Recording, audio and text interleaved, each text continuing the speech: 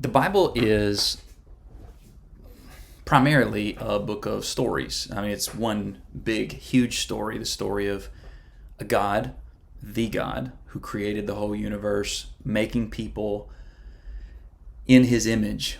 In other words, to be his children.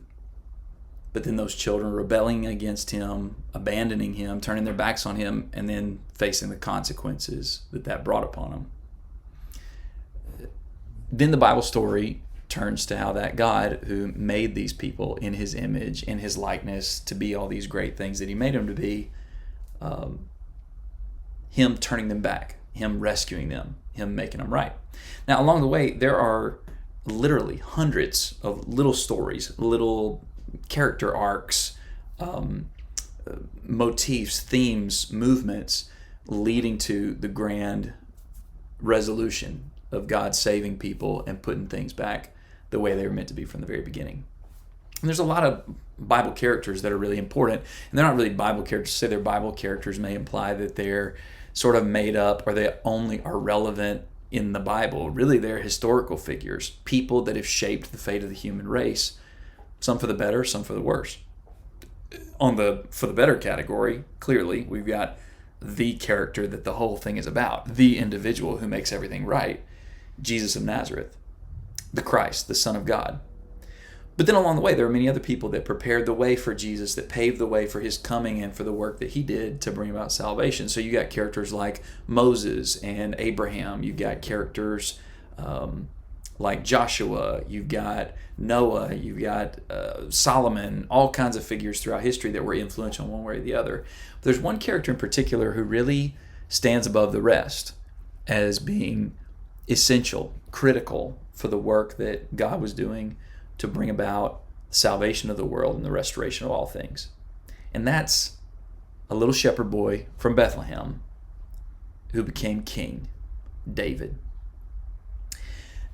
Arguably, besides Jesus himself, there's really no figure besides King David that stands out as being most central to God's work. At least in the content of the Bible itself. I recognize if you don't have Abraham, you're not going to have the birth of God's plans to bring blessing into the world, Moses leading the children of Israel out of Egypt. But here's the case for how influential David is. And by the way, we're probably playing a silly game by trying to power rank Bible characters and figure out who's most influential, who did God use the most, or whatever. But just go with me on this to consider just how important David is in the Bible story. For one, just in human history, think about how important David is. I mean, people who've never, ever, ever read the Bible, they at least know the phrase David and Goliath from the David story. A number of European artists and sculptors, the David is a great sculpture of all human sculptures. There it is as an iconic and just beautiful piece of artwork inspired by David's story. But then once you move away from just how human beings around the world have considered the David story to be so crucial, you move into the Bible itself. The books of 1st and 2nd Samuel are pretty much stories about David. I mean, technically speaking, the first half of 1st Samuel is about the things leading up to David, but that's it. They're the things leading up to David. 1st Chronicles is devoted to David and the works of David and what he did for the children of Israel and for God's purposes in worship and service and establishing the kingdom and so forth. The book of Ruth predates David by generations, but when you get to the last paragraph, you find out, oh, actually this story of love between this woman Ruth and her eventual husband Boaz is actually just trying to give you context and explain to you the origins of Israel's great King David.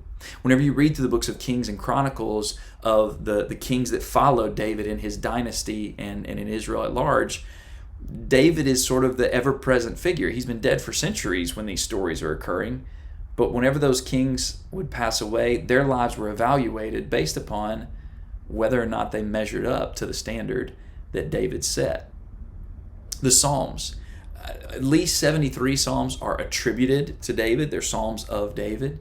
2 more in the New Testament are quoted and are said to be Psalms of David. So that means half of the Psalms that we know of are Psalms that were written by David. And here, these rich poems that express the inner life of somebody who's seeking after God, trying to get through life, trying to navigate all the difficulties that life brings and all that sort of thing. And who's the one that is pouring his heart out, giving us perspective on all these things? It's David. You keep on going into the prophets, Isaiah, Jeremiah, and Ezekiel all give special attention to David. The promises that God made to David of an eternal kingdom. By the way, I guess we should have mentioned, David's pretty important in God's plan of history, because God promised to David, hey, through your seed, well, I'm going to rule through your seed and establish a kingdom. Your son will be my son. That, of course, pointing to Christ, but more broadly speaking to God reestablishing his goodness in the earth, bringing good things to bear for the human race. Well, the prophets pick up on that theme. As I said, Isaiah, Jeremiah, and Ezekiel. And even though Daniel, not explicitly, the context of a lot of the message of the book of Daniel is within this hope, this earnest hope that God's people always had that, hey, we need to get things right. We need to be saved. We need the king to come back to make things right for us. How's that going to happen? And what is that? It's David. When God would promise of, well, it was promises about who we would call Jesus, but to help the people understand it, God would speak in terms of, one day my servant David will return to do X, Y, and Z and to save the people and put things right that were wrong and all this sort of thing. David is this ever-present figure. Whenever Jesus showed up on the scene, Matthew chapter 1, the genealogy that records the coming of Jesus of Nazareth, it focuses on how his lineage is that of David. Romans chapter 1, launching out into this great treatise on the good news of the gospel of Jesus Christ. It begins with saying, hey, this is a good news message that starts with the fact that Jesus was a descendant of David according to the flesh. He was declared the Son of God through the resurrection, but that lineage of being associated with David, this one that God promised would bring about an eternal kingdom that would set right what's wrong and would bring peace and joy to the human race. This is the character that's highlighted. And then all the way in the book of Revelation, I mean, cover to cover, the Bible emphasizes David, both the man and his story and what he did and the things that he didn't do, but also he almost became more than a man whenever you read through Scripture. David became this sort of emblem of God's faithfulness and God's power and God's goodness and God's kingdom authority and God's wisdom. All the good things about God are bound up in the story of David. Why? Of all the people, why did God choose this dude to be so important, so influential, so emblematic of so many critical, vital, necessary things for the human race and God's plans for the human race? Why is David featured so much? I'll tell you one reason that it's not. It's not because he was intrinsically better than anybody else. You read the story of David, he did some horrendous things. In 1 Samuel 21, David, out of fear, he lies and he runs away from the people of God into the arms of the pagan Philistines. And as a result, an entire village of people, David says, as a result of his actions and his deception and his sin, a whole village of people are murdered because of, not directly by him, but as a consequence of his actions. Later on in 2 Samuel chapters 11 and 12, we have the horrifying, disturbing story of David's stealing the wife of one of his most trusted soldiers, impregnating her, trying to cover up his sin by having the guy come back and sleep with his wife. The man has such integrity. Uriah, the soldier, has such great integrity. He refuses. David then sends Uriah into the heat of the battle, and since he couldn't cover up what he had done with Uriah's wife, he has Uriah killed in just a horrible conspiracy against one of his leading commanders. I mean, this is disgusting. You read about David's parenting, and while we know he wasn't actually a horrible parent, I know that because the book of Proverbs, I forgot this in our outline of Bible books that David's influential on. In the book of Proverbs, Solomon, David's son, references David's parenting and David's godly wisdom and guidance that he gave him. So David wasn't a lost cause as a father. However, when you read in 2 Samuel chapters 13 and following, he wasn't always a good father, and sometimes was just wrong in a disturbing way, wrong in not restraining his children and not guiding them and not protecting them like he ought to and putting them on God's path. You go to the end of the book of 2 Samuel, the very last story in this great book about David and his life and his story and God's work with him. The last story in the book of 2 Samuel is a story about David not really trusting God, not heeding good counsel to seek after God, but instead seeking after his own power and strength as a military leader And not only is he punished, but tens of thousands of his subjects are killed as a result. David isn't central to the Bible story because he was a better person than the rest of us, or because he was some kind of exemplar of perfection. He is an exemplar of many things, but it's not that he had his act together entirely. So what is it? Acts chapter 13 is the record of a sermon that the Apostle Paul was preaching. He and Barnabas were preaching to some Jews on one of their missionary journeys. And they outlined the history of their people, of the Jewish nation and God's work with them. And in verse 36, well, if you start in verse 34, they're talking about Jesus, but they're talking about how Jesus was the fulfillment of all of God's promises and all of God's work throughout history. And in verse 34 of Acts chapter 13, it says, "As to his raising him from the dead," that is God raising Jesus from the dead, "never to return to decay, he has spoken in this way, I will give you the holy and sure promises of David," a quote from Isaiah chapter 55. "Therefore," he also says in another passage, "you will not let your Holy One see decay," a quotation of something David had written prophetically about Christ in Psalm 16. But check out this in verse 36, Acts 13 and verse 36. This helps us find a little bit insight to our answer of the question, why is David so central? Why was he so important? Why is he kind of one of the favorites, one of the all-stars, if not the captain of the all-star team when it comes to people of faith throughout the Bible story? Why is he so central? Acts 13 and verse 36. "For David, after serving God's purpose in his own generation, fell asleep, was buried with his fathers, and decayed."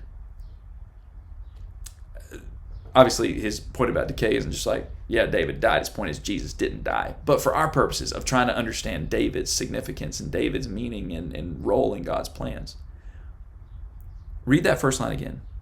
"For David, after serving God's purpose in his own generation." Not every person in human history has done that. Lots of us certainly can say about ourselves, and we see it in others, a grave failure in that. Turning away from God's purpose, turning away from God's will, not doing what he wants. Now you might say, well, there's lots of other people that did that, and that's true. Abraham did that. Moses did that. Elijah did that. Joshua did that. Noah did that. There are many people in Scripture, and that's actually the reason they get highlighted. And perhaps the reason why David in particular gets so much attention is because we do have such grand failures on his part. But God shows through the story of David that, hey, I'm not really looking for perfection in all of y'all. I mean, actually, that's not true. Ideally, that is exactly what God's looking for. And in the work of Christ and the Spirit of Christ, that's what God's bringing about. But God understands our frame. God understands the nature of human beings. And God works through imperfection. God works with broken toys to play the game that he's playing of setting all things right. It's not a game at all. It's what the whole program's about.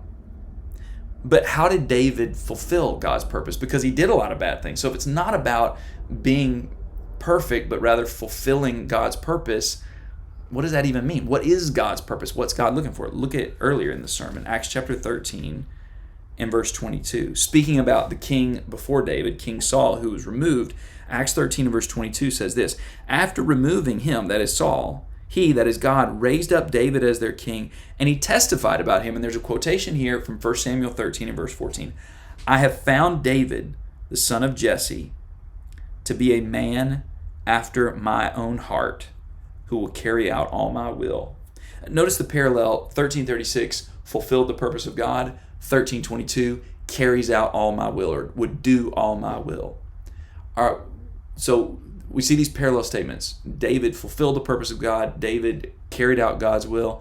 But then we're still wondering, wait a second, he did some horrible things. We just outlined them. I mean, I know he's important. He's all throughout the Scriptures. His story is heavily featured. He's, the prototype of Christ in some way, shape, or form. Jesus comes through his lineage. It's all kind of, in some ways, he's kind of the hub of the story of the Scriptures up until Christ. What does that mean that he did God's will, though? Because I know he did a bunch of horrible, terrible stuff. Well, look again. "I have found David, the son of Jesse, to be a man after my own heart." I have found him to be a man after my own heart. There's two ways to read this phrase, and I always, frankly, kind of flip-flop between them because I'm not real sure that, and I'm not even sure we're supposed to just pick one way or the other, but I'm going to kind of give you the way I kind of make sense of this phrase. To be after God's heart means that God has in mind what he wants in human beings, his goal for us, his dream for us, his desire for our character, our attitude. He has a heart. He has a desire in his heart for what he wants to see. And David fulfilled that. But the interesting notion is that this phrase for David to be a man after God's heart, and in that way to fulfill the purpose of God, to be central to doing God's will, not only in his own generation, but also, as we've seen, throughout human history, to bring about the salvation that we find in Christ. In order for David to be lined up with God's heart, David's heart had to be for God. Does that make sense? David lined up with what God wanted because God was what David wanted. Listen to what David says in Psalm 27. Psalm 27, verse 3, David says this: "Though an army deploys against me, my heart will not be afraid. Though a war breaks out against me, I will still be confident." My heart, he says, won't be afraid. It won't be shaken by the things that are happening around me. "I've asked one thing from the Lord, and this shall I seek, to dwell in the house of the Lord all the days of my life, gazing on the beauty of the Lord and seeking him in his temple." He goes on again in verse 8. He says, "My heart says this, seek his face. Lord, I will seek your face." Verse 14 again. He now speaks to the reader, speaks to us. "Wait for the Lord. Be strong and let your heart be courageous." And what does that mean? What does it mean to have a courageous heart? The last line. Wait for the Lord. David fulfilled the purpose of God. He did all God's will. God used him and featured him in his story of bringing about salvation because David matched up with what God was looking for. David was a man after God's heart. David's character and his conduct and his attitude and the way he looked at life and his perspective matched up with what God in his heart is looking for when he looks at human beings. There's actually a quote that I love that talks about how the eyes of the Lord run to and fro throughout the earth, looking for those whose hearts are completely his. And that's what he's looking for ultimately. And that's what David's heart was. David matched up with God wanted in his heart because in David's heart, God was all he wanted. "Your face will I seek all the days of my life." My heart says, seek his face. Your face I will seek. That's what David was all about. He wasn't about seeking other things. Now, by the way, the stories we mentioned earlier where he had these grave failures, those were instances where he was not seeking after God. He was seeking after other things, his own protection, approval of other people, physical pleasure, vengeance, all the kinds of things that we're tempted to seek whenever God isn't the all-consuming centerpiece of our hearts. But the thing that kept David at the center of God's will and making David fulfill the purpose of God in his generation and made him someone that God looked at and said, "Hey, I'm going to use you in mighty ways, not only while you're living, but even past your life in my story of bringing about salvation of the world." The thing that made that so special was that David's heart was completely devoted to God. God was what he wanted. Jesus would say it this way to his followers in Matthew chapter 5 and verse 8. He said, "Blessed are the pure in heart, for they shall see God." To be pure in heart doesn't mean you never ever make a mistake. To be pure in heart means that there's nothing else in your glass of water. You know, pure water, there's nothing else in it. That's the whole point. It's singular, it's total, it's complete, it's pure of anything else. To be pure in heart is to have your heart completely devoted to God. That's what made David a man after God's heart, is that God was all David wanted in his heart. And even when he would mess up in such horrifying, terrible ways, God was the one David came back to. God was his solution. God was his hope. The one who had made him and saved him and loved him and protected him, he was the center of everything that he thought and that he wanted and that he did. That was it. Now, this is important for two reasons. Number one, it should help me to appreciate the story of David when I read it. When I'm reading the story of this man, I'm not just reading somebody who did some amazing things or just was a person of faith. But this is somebody that even in his stumblings was coming back to God, because God was the center of everything that he wanted and everything that he was and everything that he was about. But David's also being held up to us as a model, not in his failures, but in his faith, in his loyalty, in his devotion, in his heart for God. Am I like that? Of course, Christ is the ultimate exemplar of that, because David had many instances when he allowed other things, other idols, to creep into his heart and to push Yahweh out as the God of his heart. Christ never did that. When we look at Christ, when we look at David, when we look even at other Bible characters, the thing that we should see is that God is at the center of their heart. That's the thing that makes them people after God's own heart. And isn't that what you want? Wouldn't it be great? If you're following Jesus, isn't it a great relief to know that when God looks at you and God looks at your heart and he sees that he's at the center of everything, he's the one that you want, he's the desire of everything that you have, he's the thing that fills you up completely. He looks on you and says, yeah, that's a person fulfilling my purpose in their generation. That's a person who's doing all my will. That's a person who's living in the way that I desire. That's a person who's filling up my heart with joy to see the way they live. That's a person in whom I'm well pleased. That's the promise that followers of Jesus have. That's the promise of those who look to the story of David as a forerunner to help us learn how to follow Jesus ourselves, so that God can see us as people that please him, as people that are completely after his own heart, fulfilling his purpose in our generation.